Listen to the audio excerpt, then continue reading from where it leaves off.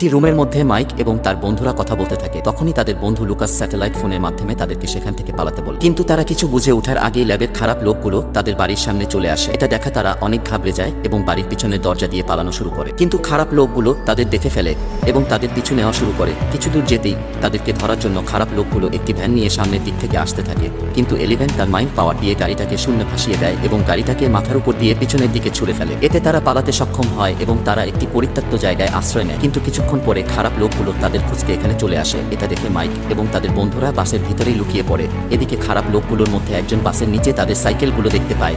এতে সে তার বন্দুকটি নিয়ে বাসের গেটটি খুলে এবং একটি গুলি এসে তার গায়ে লাগে এবং সে পড়ে যায়। তখনই পুলিশ অফিসার হপার বাসের ভিতরে চলে আসে এবং বাচ্চাগুলো তাকে দেখে অনেক খুশি হয় এবং তাদেরকে নিরাপদে বাড়িতে নিয়ে যায়। এরপর মাইক এবং তার বন্ধুরা সবাইকে একটি উল্টো দুনিয়ায় কথা বলে, যেখানে উইল এবং বারবারা আটকে আছে। বন্ধুরা এরপর এলিভেন তার মাইন্ড পাওয়ার দিয়ে উইল এবং বারবারাকে খোঁজার চেষ্টা করে, কিন্তু সে ব্যর্থ।